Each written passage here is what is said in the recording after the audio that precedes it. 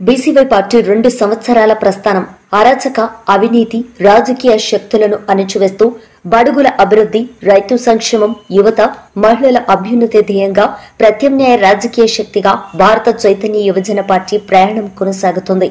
పోరాటం ఆయన blood group, సాయం ఆయన నైజం, ఆధ్యాత్మికత ఆయన్ను నడిపించే ఒక శక్తి స్వరూపం.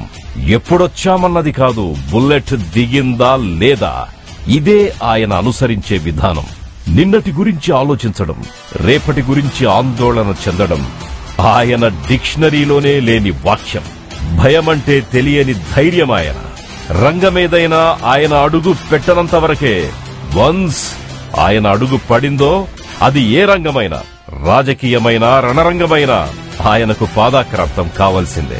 పుట్టింది సామాన్య కుటుంబమే అయినా ఆయన చేస్తున్న రాజకీయ పోరాటం మాత్రం అసామాన్యం.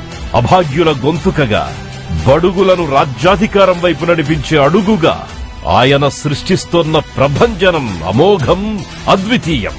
అది 2019 ఉమ్మడి చిత్తూరు జిల్లా పుంగనూరులో రాజకీయం అరాచకం సృష్టిస్తోన్న రోజులు.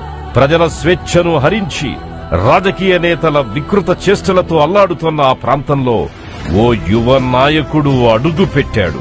అక్కడున్న ప్రజలకు ఆపన్న హస్తంగా మారాడు. ప్రజల జీవితాలను మారుస్తానని మాటిచ్చాడు. అరాచకాలకు ఎదురొడ్డి నిలిచాడు.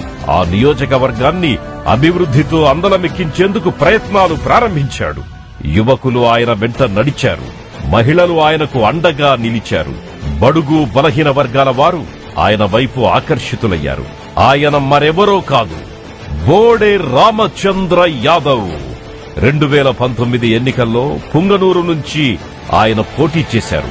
అప్పటి వరకు వ్యక్తిస్వామ్యానికి అలవాటు పడ్డ ఆ నియోజకవర్గంలో నైతిక విజయం సాధించిన వ్యక్తిస్వామ్య రాజకీయాల్లో మాత్రం ఓడారు. అయినా వెనకడుగు వేయలేదు.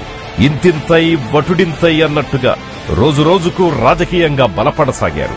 2019 ఎన్నికల తరువాత ఏర్పడ్డ ప్రభుత్వం వల్ల అరాచకాలు కూడా తారాస్థాయికి చేరాయి. రామచంద్ర యాదవ్ టార్గెట్ గా ఎన్నో దాడులు జరిగాయి. ఆయన్ని అంతమొందించాలనుకున్న అరాచక శక్తులకు ఆయన అదరలేదు, బెదరలేదు.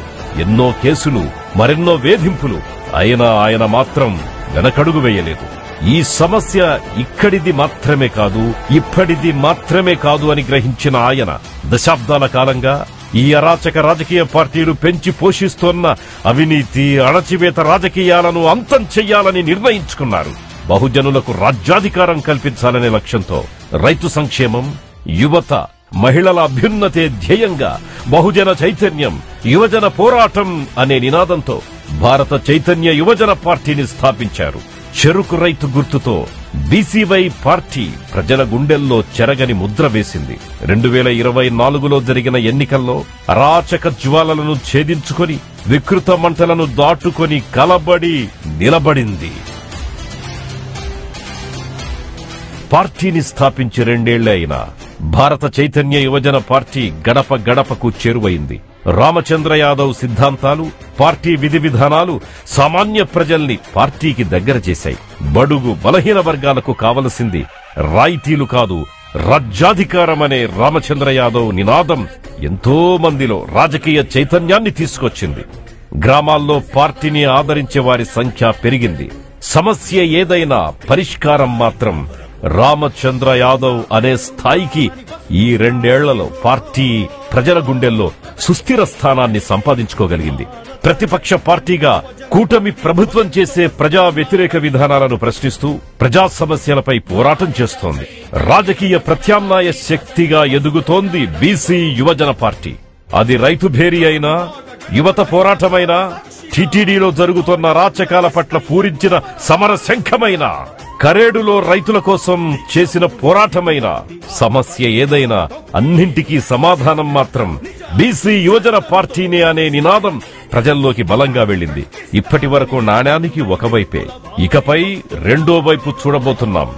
బీసీవై పార్టీ 2.0తో ప్రభంజనం సృష్టించబోతున్నాం. 2 తెలుగు రాష్ట్రాల్లో 2 పెత్తందారి పార్టీల అరాచకాలకు చరమగీతం పాడబోతున్నాం. బీసీవై భరోసా యాత్ర పేరుతో బడుగు బలహీన వర్గాల్లో రాజకీయ చైతన్యాన్ని నింపి యువజనులను పోరాటం వైపు నడిపించి బాబాసాహెబ్ అంబేద్కర్ పూలే దంపతుల ఆశయ సాధనకు నడుం బిగించి నిజమైన ప్రతిపక్ష పాత్ర పోషించబోతున్నాం. జయ హో బీసీవై పార్టీ, జయ హో రామచంద్ర యాదవ్ అన్న.